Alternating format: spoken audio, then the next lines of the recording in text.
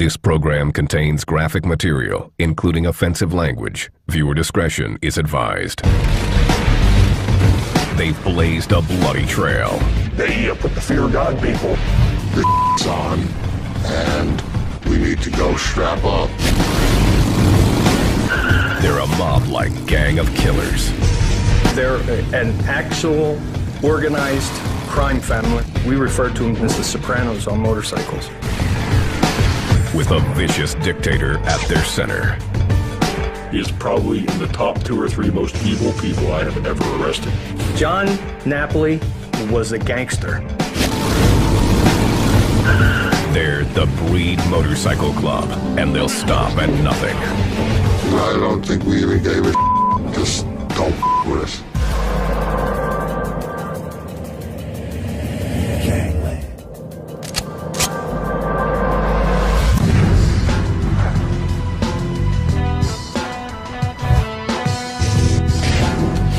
Philadelphia, Pennsylvania. The Cradle of Liberty is the nation's 6th largest city. Its nickname, the City of Brotherly Love, suggests kindness and a generous spirit. But this otherwise peaceful city has a major problem. Outlaw biker gangs.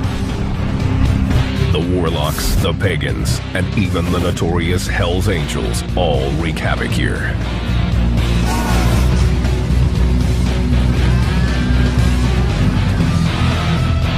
There's one gang that is more violent and ruthless than all the rest. The Breed. Every single person in it was absolute maniac and dangerous as they came. The gang's headquarters are 22 miles from downtown Philly in Bristol Township. The Breed may be the most secretive biker gang in the country, and just speaking about the gang to anyone can mean death. Big P asked to have his identity concealed. Every single time that we were out, there's drugs, alcohol, pretty girls, and Breed members. It's just a combination that usually results into something bad for somebody. Big P was just back from Vietnam when he joined the gang in 1971. Most of the time he ran into people that had something bad to say about the Vietnam War, and I was the bad guy.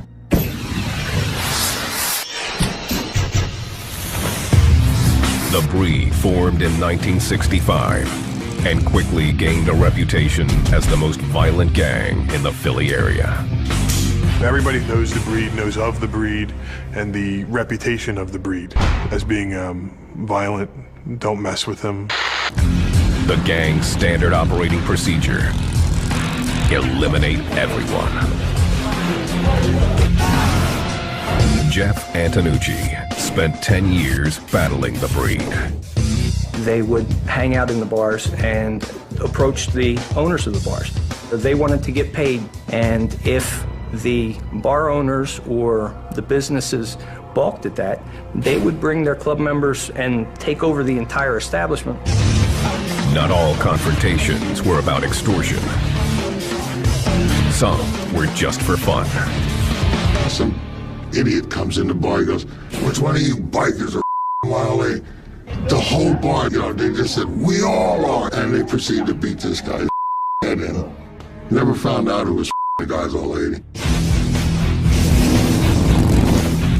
The Breed is smaller than mammoth clubs like the Hell's Angels, but their 200 members are spread across the Northeast and Midwest. And they don't let their size hold them back. If you look at a club like the Hells Angels or the Outlaws or the Pagans, they come with mass numbers. There's thousands of them. The Breed doesn't have that amount of numbers, so they need to gain respect in other ways. Beatings, assaults, fire bombings. They call the Philly area home and are willing to defend their turf at any cost. It didn't matter if you were a larger club or a nationally recognized club. If you came through that area and they didn't know about it, they would confront you. Many take any challenge personally. I think what makes the breed different is that they're a homegrown club. They live and die where a lot of them were raised and born. This also plays into their secret culture. Usually friends of friends are selected to join. If you look at that whole club, they're all pretty tight-knit. Nobody's really from far away. Smokey asked to have his identity concealed. He'd always wanted to be a biker. If I was going to join a club, it was going to be the Hells Angels because, you know, growing up, you always heard of the Hells Angels, the Hells Angels. That's what I wanted. Smokey changed his mind about joining the Angels shortly after he opened his own motorcycle shop. The day I opened the shop might have been the worst day of my life, actually. It was the day Smokey met the leader of the breed.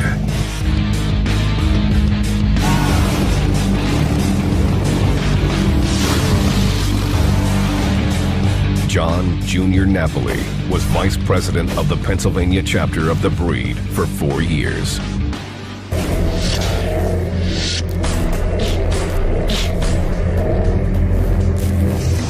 He come down to my shop, said, I heard you're joining the Hells Angels. And I said, it doesn't matter who I join. He goes, well, you're not going to join the Hells Angels and have a business in my area.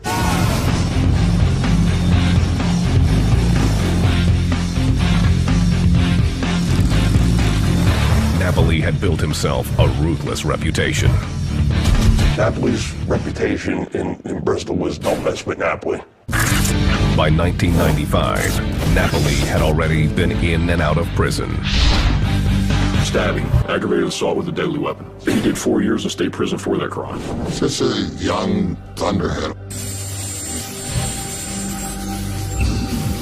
Always looking for some kind of excitement to do. Napoli grew up around the gang. His dad, Harry, was an original member. But John was a different type of biker. He doesn't have the typical biker persona. He's not tattooed. He doesn't have a long beard. He doesn't have a ponytail. And he very rarely rode a motorcycle. But Napoli's ambition made him a force to be reckoned with. I think John Napoli wanted to be more of a mobster than a biker. The breed gave him the mechanism and the tool and the backing to do what he wanted to do. Napoli wanted absolute power. As soon as he became a member of the breed, he started angling to be a chapter president. John Napoli increased the levels of violence greatly, and that many of his actions were done to put that message out that the breed should be feared. He started taking substantial steps toward that. He was involved in a couple vicious assaults on civilians.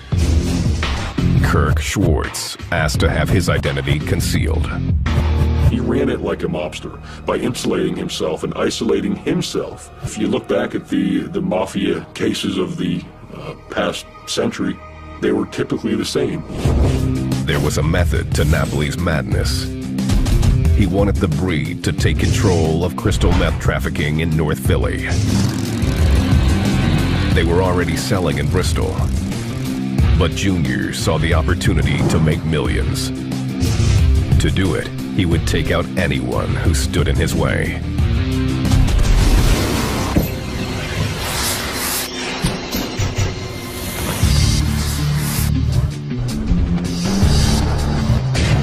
January 2003.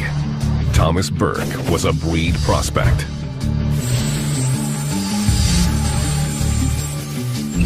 As a recruit, he had to follow the orders of full members or risk their wrath.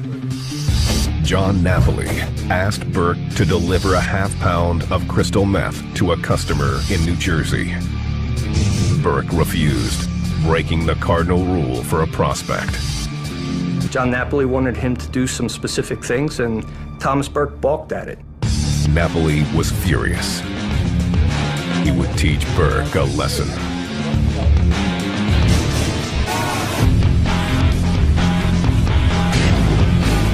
March 8th. Burke was invited to John Napoli's house. There, he was cornered by 3 breed members. They beat Burke, viciously kicking and stomping him until he passed out. He woke back up. He tried to regain his composure, and at that time, Napoli attacked him again with a cordless drill and began putting drywall screws in his arm. Burke passed out again. Then, Napoli took it one step further. He doused Burke with lighter fluid. Then, he took out a lighter. He was going to set him on fire inside his own house until he was stopped by one of the other members who said, "John, you're going to burn your own house down." And that's the only thing that prevented that. Burke barely survived the attack, but he refused to file charges, fearing for his life. Napoli had thrown down the gauntlet. It was either his way or a vicious beating. I think they were so loyal because they feared him. They saw what John Napoli was capable of. They did not want to be on the receiving end of what John Napoli was capable of giving them.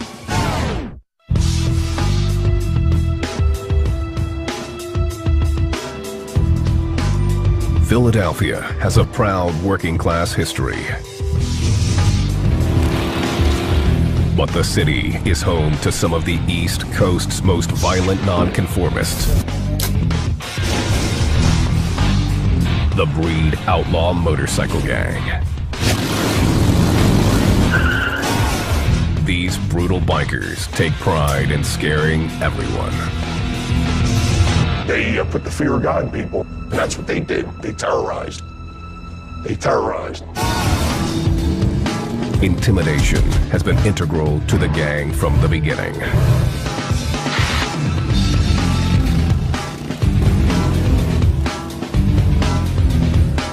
The Breed was born in 1965 in Asbury Park, New Jersey, about 64 miles northeast of Philly.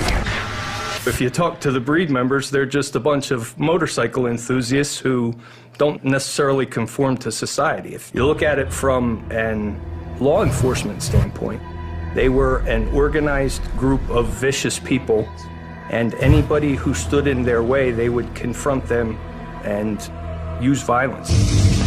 One of their founding members was Salvatore Diulio, also known as the Old Man.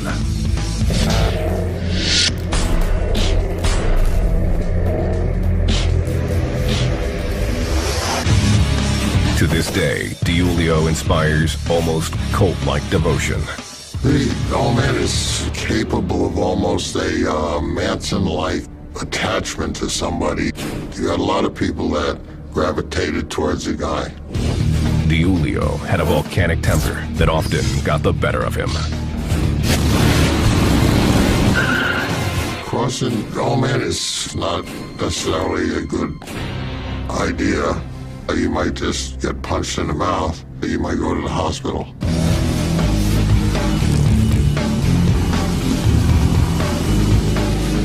By 1971, the Breed had grown to 1,500 members, and Diulio was officially made the national president. The gang embraced the outlaw image, riding Harleys and fighting wherever they went. I remember a guy, grown man, in shorts, come into the bar, interrupting 2 Breed members speaking. We beat the out of the guy and threw him outside. The Breed also sold and used methamphetamine. We're making money, we're having a good time, and we're certainly whacked out of our minds. We could party, drink, keep partying, drink, do some more partying, drink, as long as you pretty much wanted to.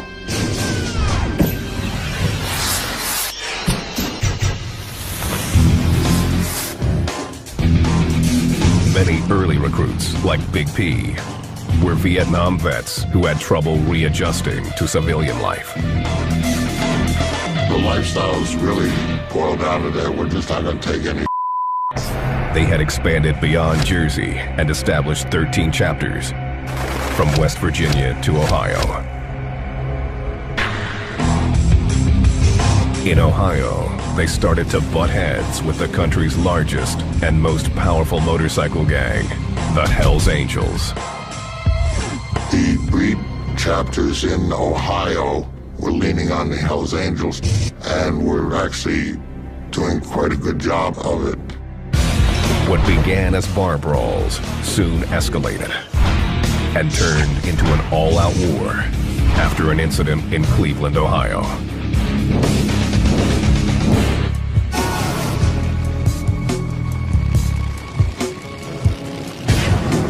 March 7th, 1971. About 150 breed members and 24 Hells Angels showed up to the 4th annual Motorcycle Custom and Trade Show. The Angels prepared for the inevitable battle. They knew that the breed was going to be there in force. They came in the night before, and behind the stage put all sorts of weapons, guns, clubs, and knives. When the breed showed up the next day, security wouldn't let them in with weapons. The Hells Angels were very smart about it. They set the breed up and cornered them. The battle was brutal. It lasted just 2 minutes, but 4 breed members and 1 Hells Angel lay dead. 2 other members of the breed were castrated by the Angels during the melee. The battle was the bloodiest in biker history, and the war wasn't over. We're now formally at war with the Hells Angels. The shit's on, and we need to go strap up.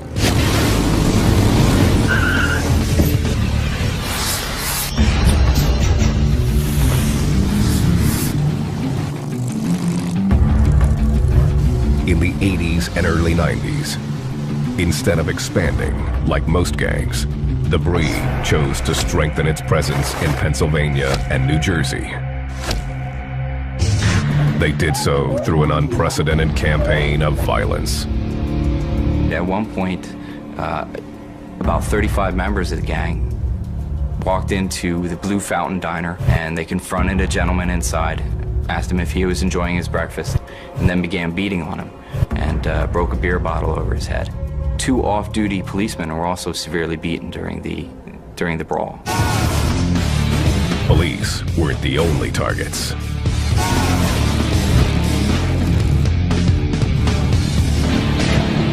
January 1998. Stars and Bars, Long Branch, New Jersey.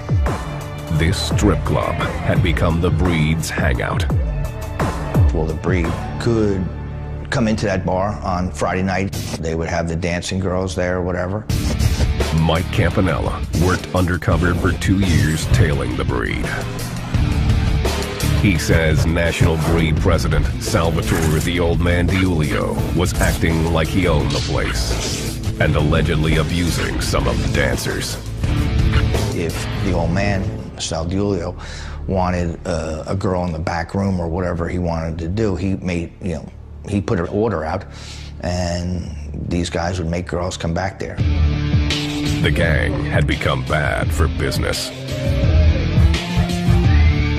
They flat out would take them in the back room, tie them up, and have a great old time. The stuff that a lot of people fantasize about. Then the gang went too far. Every time the music stops, the patrons are listening to screams from the back room. One of the dancers was beat up so brutally that she lost her teeth. She was chained to a chair. She was made to perform oral sex on members of the breed. Ultimately, later that night, was taken to the hospital and told not to say anything to the police or you'll find yourself dead. The abused dancer eventually went to the police anyway. The old man and 4 other breed members were arrested and charged with sexual assault. In the end, 1 breed member pled guilty. The old man and 3 other breed members were never tried for sexual assault.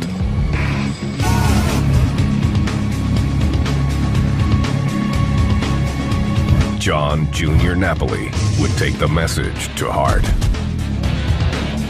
He would do whatever he needed to. If that meant putting a drywall screw in your arm or burning you, he would do it.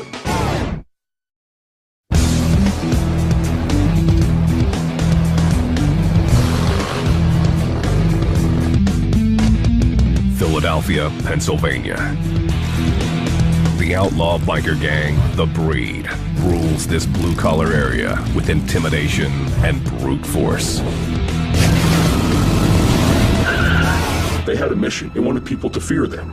To gain that fear, Breed members operate as a unified force. Absolute loyalty is demanded from its members. No exceptions. They stand beside each other through thick and thin. It doesn't matter if you're in a fist fight or a knife fight or a gun fight, they expect you to stand next to each other. The gang's guiding principles, which they call their bylaws, were in part created by Breed founder Salvatore "the Old Man" Diulio. It all boils down to the fact that you have to love the lifestyle, you have to love the motorcycles, and more importantly, you have to love your brothers. Even more importantly, you have to be willing to TCB. By committing crimes and following gang mandates to move more meth. They're not afraid to commit whatever crime they need to commit to do what they want to do. Whatever their particular goal is for that day, whether it is they're going to go out and get drunk and beat somebody up because it serves their purpose, that's what they're going to do. The gang's hierarchy includes chapter presidents and vice presidents, a sergeant-at-arms in charge of protecting gang members, and the treasurer. Overseeing it all is the National Breed President, who is still the old man, Salvatore Diulio. Everything is insulated in their criminal activity in that a soldier may receive orders that's coming from the president, but he doesn't talk directly to the president. The president talks to his trusted people.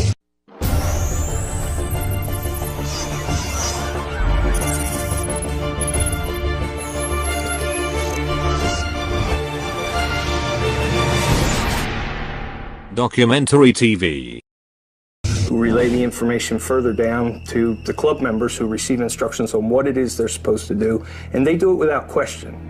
You pledge allegiance to the club when you join the Breed by taking an oath. Only then do you earn its colors. There's the top rocker, which displays the name of the club, the center patch, which is the 13-star American flag, and the bottom rocker, which is the territory of which that particular member is associated with. That's to be your most prized possession. They care more about their colors than anything. The center patch is a U.S. flag with 13 stars to symbolize their 13 chapters when they were at their largest. Sometimes a black bar is placed across the flag to honor fallen brothers. To get his colors, a biker has to go through a rigorous rite of passage designed to weed out the weak. During this time, he's referred to as a prospect.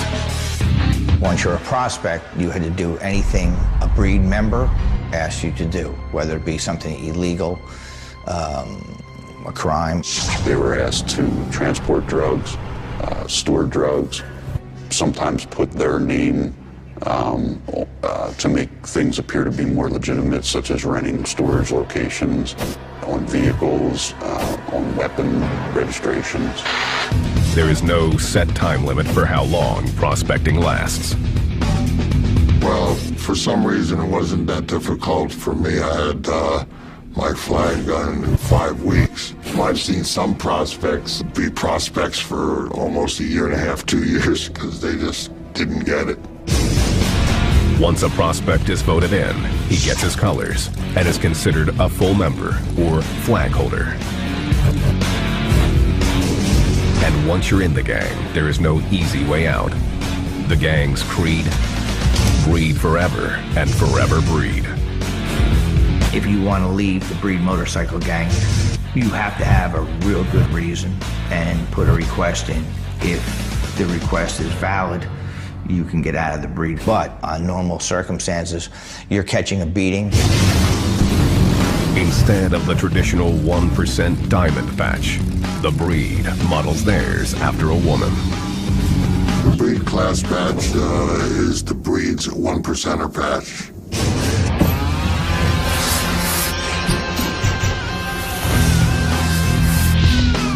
The gang refers to women as old ladies and thinks of them as property.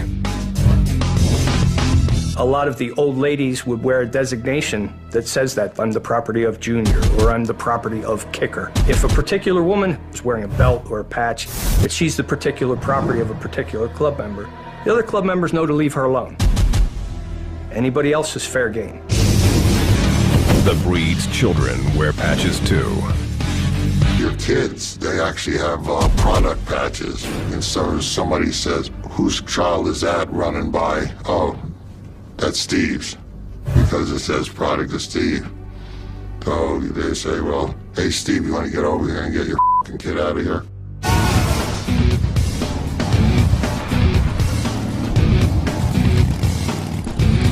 The gang has other rules as well, including attending church.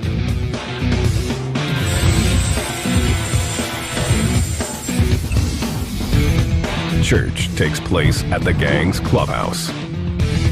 We had a steel door on the outside, and in the back, they had a great big party pit. When you went inside, there was a big bar and refrigerators and a big cooking stove on the inside, and the rest of it on the second floor was sleeping quarters where some of the club members actually lived. The clubhouse is the site of meetings, but more importantly, it's the site of breed parties fueled by meth. Methamphetamine was pretty much the drug of choice. It got you up and partying. You could get drunk, do a line of crank, start drinking all over again. Could go on for 3, 4, 5 days. Not only do breed members use meth, they also sell it to finance their operation. I've been in Allentown for 10 years, and several years ago, 8 or 9 years ago, we did a methamphetamine investigation which led right to their door. They were selling methamphetamine on a regular basis. It's their main means of income. In early 2002, the U.S. Department of Justice reported that the breed was one of the most active methamphetamine distributors in New Jersey.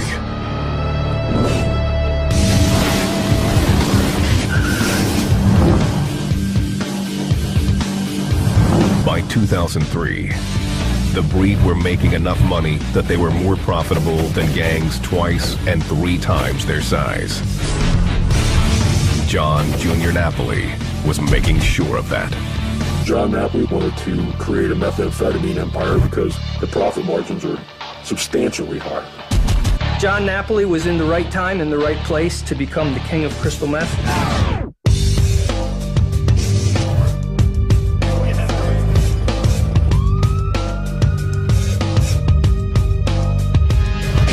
March 2003.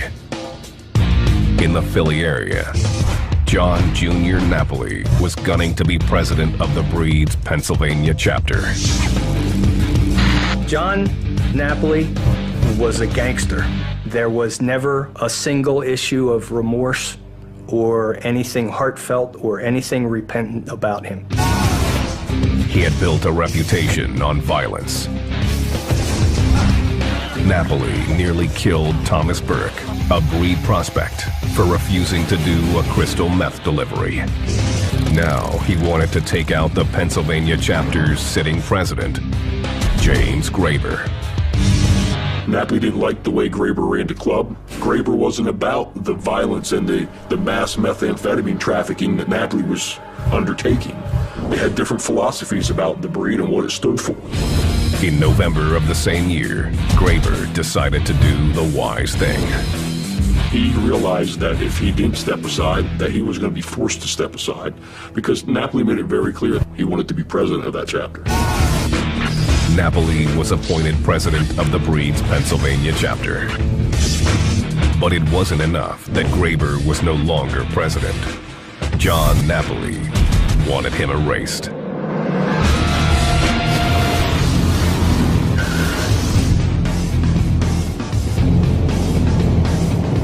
November 24th, 2005. Under the guise of a meeting, Napoli and several other breed members lured Graber to the gang's headquarters. When he got there, they proceeded to savagely beat him with pull sticks and boots and knives. Napoli basically scalped him. At one point, he used a screwdriver to stab him in the head. Graber had puncture wounds to his head. He had a punctured lung. Graber barely survived. Napoli stripped the 25-year breed veteran of his colors and kicked him out of the gang. I've been around a lot of things and a lot of clubs and never seen just the brutality of what he does.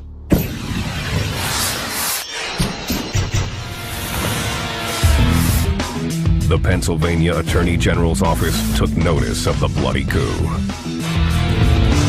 Napoli was to become more and more violent with his own members, and they were taking more chances. These guys were out of control, and they needed to be dealt with. In the same year, Agent Jeff Antonucci was assigned to supervise an operation designed to take the breed down. Since the breed's victims were usually too afraid to testify against them, authorities decided to nail the gang for their methamphetamine activities. But they knew it wouldn't happen overnight. Our operation was officially titled Breed on a Wire. Napoli revealed his lust for violence through wiretapped conversations. You don't get to my tattoo shop and cover it up. I don't give a who we got in that club. I'm gonna cut his arm off, all right? Napoli was usually very careful about how he ran his operation, but the state attorney general was onto him. It was all about insulating themselves. John Napoli got to a point where he believed that if he didn't touch the methamphetamine, if he didn't handle it, he was isolated, and prosecution of him was going to be that much more difficult. After a few months, authorities started making progress. They identified Napoli's most trusted foot soldier. His club name was Tattoo Billy, and he was actually working his way quickly up the ladder of the club. He looked like, at the time during our investigation, he was next in line to be vice president of the club. And he took his instructions from John Napoli. Tattoo Billy, by all accounts, he was John Napoli's right-hand man.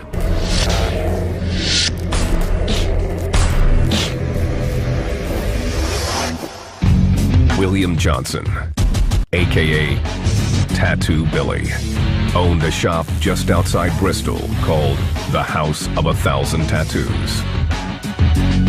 That was a place where Napoli and Johnson met frequently. We believed it was, for the most part, a front to launder money.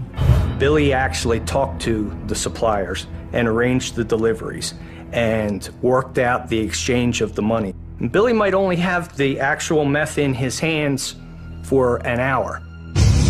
The breed was rolling in money. The profit margin that they were making was phenomenal. John Napoli was in control of millions and millions of dollars worth of crystal meth. Napoli had realized his dream. He was living the life of a mobster.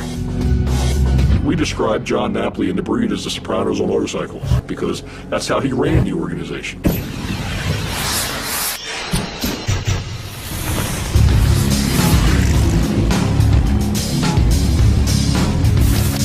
The case was coming together, but authorities knew they needed an informant willing to testify. They saw the chance to make it happen in 2005. That's when life changed.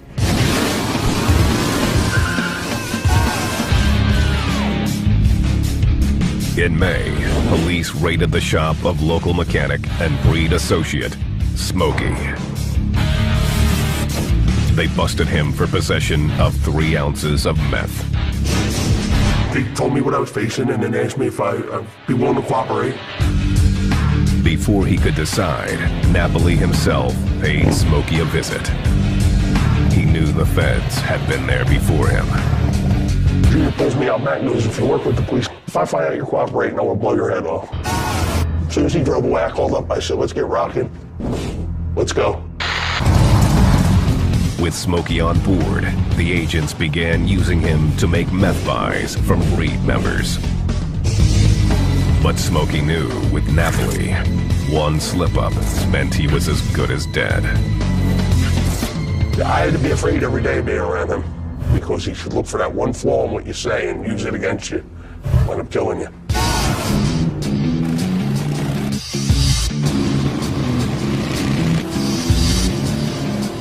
Just months into the investigation, authorities got a critical break. We knew from the telephone calls that there was a pending delivery on Monday, June 5th. We were anticipating a major delivery of methamphetamine to Billy Johnson. That large transaction was 5 pounds of crystal meth, worth approximately $100,000. Antonucci and his team sprung into action. We had an airplane up, everything was clear, the radio communications were good. Jackson, stay with the pickup truck. We had a lot of people on the street, and we literally SUV just pulled up. Johnson down with the passenger side of the vehicle. tagged Billy Johnson and followed him the entire day. Where they're taking what they got. June 5th, 2006, 5:05 p.m. Tattoo Billy Johnson and his connection met at Morrell Avenue, and with authorities watching, exchanged packages. Target vehicle. Just after 5:50 p.m., Tattoo Billy returned home. We got pickup trucks at the intersection of Morrell. We videotaped Johnson getting out carrying a shoebox. Color bag. He set it on the front steps of the house. The box contained 5 pounds of crystal meth, which police would later seize. Later that day, authorities would arrest Tattoo Billy's supplier and confiscate the $100,000 he'd used to buy the drugs. Ironically, the money was stashed in a DVD box of The Sopranos television series. Johnson made the exchange of money in a box that he had tucked under his arm, that it was a Sopranos movie box. This was enough evidence to secure search warrants for the Breed's properties.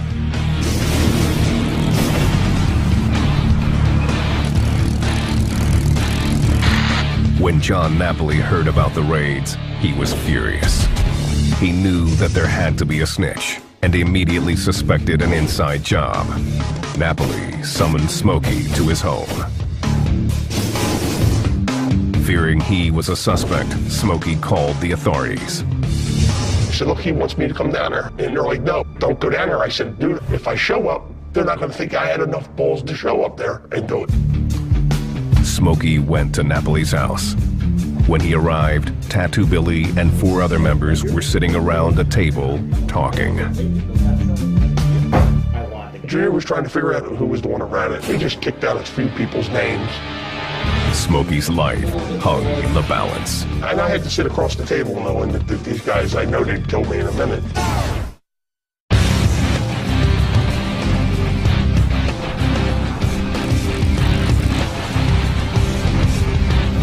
Philadelphia, Pennsylvania. Police had built a case against the Breed and their leader, John Jr. Napoli, with the help of a secret informant.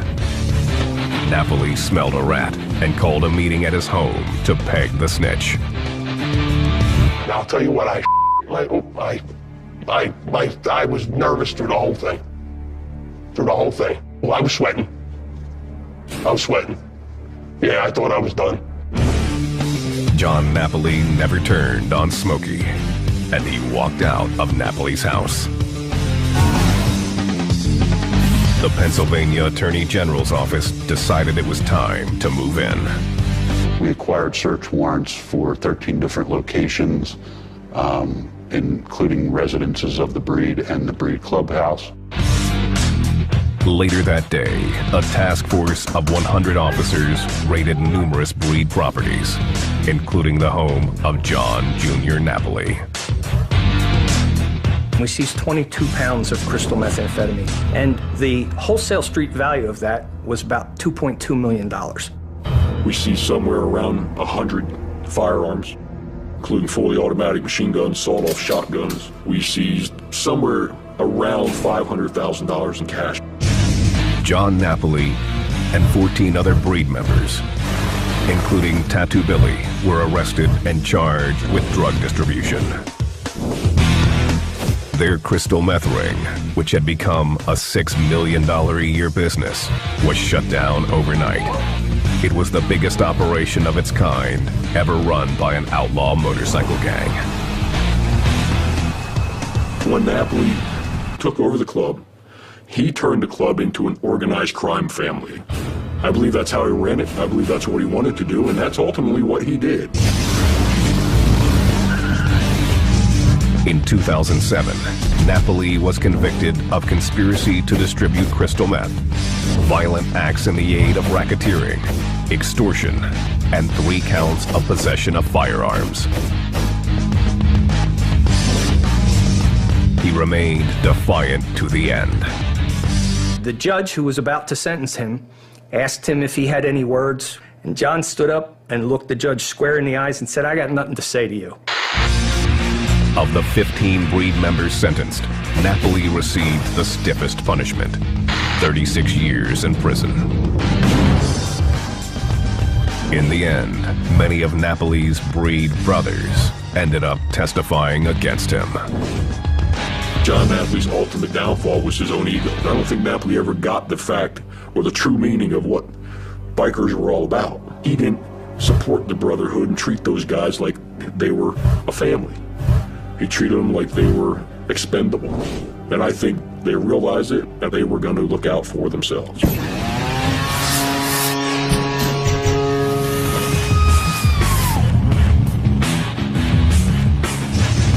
The last breed member standing was the national president, Salvatore "the Old Man" DiIulio.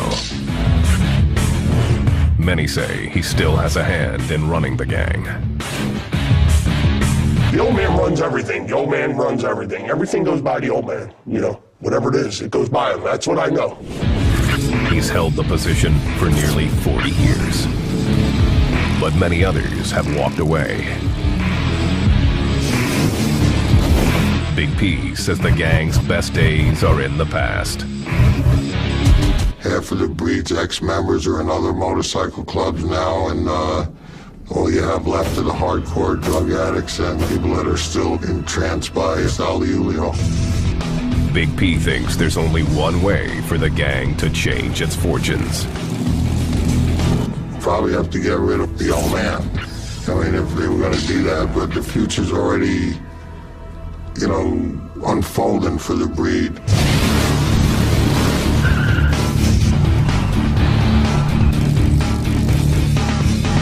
The Pennsylvania Attorney General's office says the gang is far from dead. They believe the breed is rebuilding. I think that as long as there are people who are dysfunctional and want to belong, but want to stay on the outside of society, the breed will be back.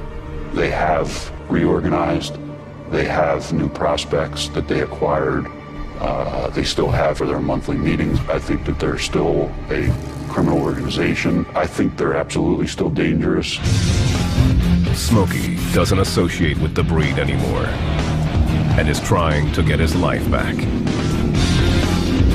I'm off meth. Life's together the best it's ever been.